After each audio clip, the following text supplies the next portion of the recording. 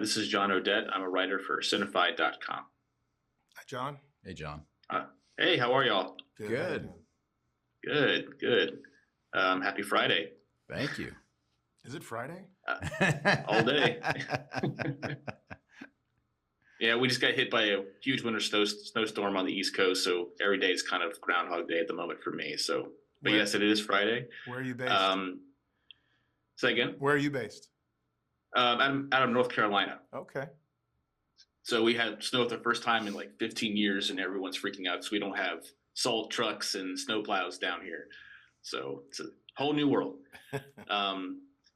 But congratulations on the movie, and thank you for taking the time today. Thank you. And I'll just jump right in. Let me open up my stuff here. All right. And if you might hear my cat in the background, he wants to be part of this interview as well. So that's cool. So just we can just ignore him. So yes, congrats on the movie. I just have a few questions for you guys. I saw the movie twice yesterday. Wow. And yeah, I sat with it and want to kind of sit with it a little bit more. So I watched it again, and to start off, I was reading through the production notes too, and kind of informed some of my questions. And so the core group of soldiers that Sergeant Brockman leads kind of represent Gen Z and Gen Y a little bit. And, they have different wiring, and they see the world a little differently than maybe the previous generations. So is this story of Valiant 1 kind of a statement toward this new generation of Gen Z and Gen Y to maybe not be so indifferent towards service or assuming leadership or just taking action in general? Yeah, I don't think it's a statement towards any one generation. I think hopefully it's a universal human story. You know, we all have a hero in us. We all have leadership in us. Some of us don't want that responsibility, and that was our main character. He was pretty simple. He was pretty simple in that way. He was there doing his job. His job was to work behind a computer. He doesn't want the responsibility definitely doesn't want the responsibility of making life or death decisions. And that was the situation he was thrown into. So yeah, there was no real statement about generations like that. It really is just a reality of our world. I think, every generation views the world differently, and that's where we are in this story. Great. Thank you. Another theme I kept seeing throughout the whole film was the theme of heritage, and the heritage of service that kind of gets personified with the Master Sergeant passing his firearm along to his son via Sergeant Brockman, or Corporal Selby electing to serve to give back after coming over from Vietnam, which I know kind of mirrors the actress's real life as well. And then you have Corporal Lee, who at first seems a little out of touch with his Korean heritage, not knowing the language so much, but remembering just like a few cultural tidbits. How important was this kind of passing of the torch for your character's story, this whole concept of heritage? I'll be honest with you; a lot of those things were collaborations with our actors.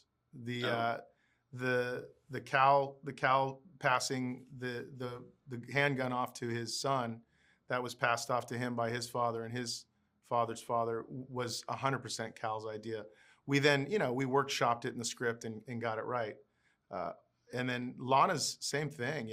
When we met early on, there was a different backstory for Selby. When we met early on, Lana told me her own story, but through the lens of her brother. Her brother's the one that's serving our country, and I was like, man, that is so good. Like, can we use it? And she was excited to include that. So yeah, heritage sort of became a through line that developed organically through the collaboration with all of the talent in the movie. Same with Daniel. Daniel's an interesting guy. He's from South Korea, and he was actually a South Korean soldier. Yeah, and when we went through the audition process, we didn't know that. Like we did not know that. He was just so good. And when I met with him the first week of prep, when we started rehearsals and stuff, he revealed that he was a South Korean soldier, and I was like, "What are you talking about? You didn't even have to audition all those times," because his first one was so good. But we were doing our job. Had he mentioned that, we would have hired him on the spot. He's like, well, I wanted to earn it as an actor, not because of my experience. So my hat's off to him because he did exactly that. He earned it as an actor. And that's the great thing about a filmmaker like Steve is, you know, we came in with this idea about people being unprepared for war, having to go to war. You know, what does it feel like? How do you experience it? Because most war movies are about heroic people. And this movie's so much about, you know, people, regular people thrust into this situation. And then Steve allowed these actors to bring so much to the roles and make it their own. And I think that's why they come off so well in the movie, because, you know, they're bringing so many of their own emotions to the screen. Yeah, I think that to that point about, you know, the soldiers who are soldiers technically and are wearing a uniform, but don't have like those combat positions, you know, as like their primary job in the service. And some context, I'm retiring in 2 weeks from 22 years of Marine Corps service. Oh, wow. Congratulations. Thank you. Service, man. Thank you so much. That's awesome. But how I related to the characters here is because like I don't have a combat job or MOS. And a lot of the Marines I've worked with throughout the decades have not, but we all get taught like how to handle weapons and how to lead in combat. But, you know, the combat arms job fields are so small by comparison to the whole body of people within the ranks. So it was kind of cool to see representation of people that, you know, yeah, we wear the uniform, but this is not our forte. This is not what we do all of the time. So in that respect, I think a lot of at least service members or people who have served who are not in combat roles primarily will kind of see themselves reflected and represented in that way. So that was a good little touchstone that I thought was really key for the characters. I'm so glad to hear you say that, because that was the whole idea. It was to take, well, it was two things. It was interesting to me that we have this point of view in the military that everybody's a combat soldier. That's just not true. Not at all. The majority of soldiers don't do that at all. They're trained for it, like you said. Yeah. You know, so it was important to show that. But I also think, you know, it's a perfect setup for an underdog story when you take one of those soldiers and throw them into a situation they're not really trained for. You were a while ago, but you don't, you know, you're not maintaining that kind of combat training when you're behind a keyboard or working in any other role. So yeah, I'm glad you brought that up because that's a big component of the movie. Yeah, and you know, like you said, most of us will never experience that in our lives, whether we're administrators in the government or the Army or, you know, never have any experience in that. But it's terrifying to think of the idea of people you don't know shooting at you and shooting back at them and actually having to engage in war. And, you know, in some ways, this is a very much an anti-war movie, because it's like, yeah, what does it take to really be heroic in this situation? You know, how terrifying is it really to be in a situation where you're in battle? And, you know, it lets you know how heroic those people that actually go into battle are, because it takes a lot to get over that threshold of warfare. Oh, 100%. Totally agree with everything you guys are saying there. So that kind of leads me to my next question. You know, and doing some of the reading of the production notes, using North Korea as this really tenuous geopolitical setting. I know that it mirrors the story from the SEAL friend Todd's experience, but you know, the tunnel seemed like an attractive concept because it's almost like this metaphorical symbol here of like, you know, Brockman goes in one way and comes out a hero.